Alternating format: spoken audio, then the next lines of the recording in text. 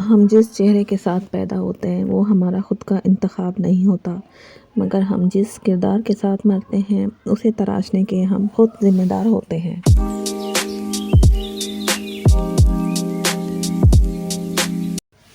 السلام علیکم، کیسے ہیں آپ؟ امید ہے آپ سب خیریت سے ہوں گے، اپنے اپنے گھروں میں خوش ہوں گے اور آباد ہوں گے، اور اللہ کا شکر میں بھی بالکل ٹھیک ہوں۔ آج بات کرتے ہیں بیماری پہ صبر کرنے کی۔ رسول اللہ صلی اللہ علیہ وسلم نے فرمایا کہ اللہ تعالیٰ فرماتے ہیں، میں جب اپنے مومن بندے کو بیماری میں مبتلا کرتا ہوں اور وہ اپنی عیادت کرنے والوں سے میری شکایت نہیں کرتا تو میں اس کو اپنی قید یعنی بیماری سے نجات دیتا ہوں اور اس کے گوشت کو اس سے کہیں زیادہ عمدہ گوشت اور خون کو کہیں زیادہ عمدہ خون میں بدل دیتا ہوں تاکہ نئے سرے سے عمل کریں۔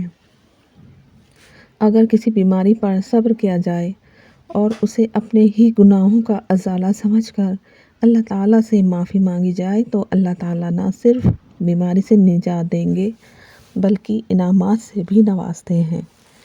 بیماری مومنوں کے لیے آزمائش ہوتی ہے۔ آپ کے گھر میں اگر کوئی بیمار ہو تو اللہ تعالیٰ فرماتے ہیں کہ 2 فرشتے جاؤ اور ان کی تیمارداری کرو، تو وہ جو بندہ بیمار ہے اور فرشتے اس کی تیمارداری کے لیے آتے ہیں تو وہ بدقسمت نہیں بلکہ خوش قسمت ہوا۔ بیماری پہ صبر کرنا سیکھیے، کسی انسان کی طرف سے اپنی ناقدری پر کڑیے مت، لوگوں کے رویوں میں نہ الجھیں، اللہ تعالیٰ پر توکل رکھیں۔ دکھ بیماری اگر گناہ گاروں کے لیے ہوتی تو ہمارے نبی اس میں مبتلا نہ ہوتے۔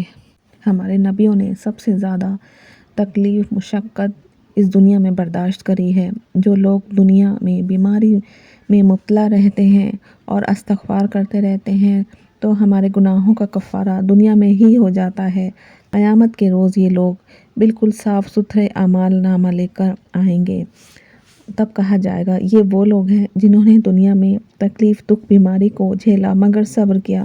اللہ تعالیٰ کے فضل سے آج اس کے نتیجے میں اس بیماری کو سہنے کی بہترین نتیجہ انہیں مل رہا ہے۔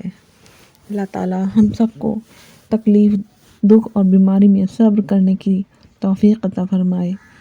اسی کے ساتھ میں آپ سے اجازت چاہتی ہوں، بہت جلد کسی نئے عنوان کے ساتھ آپ سے ملاقات ہوگی، تب تک کے لیے اللہ حافظ۔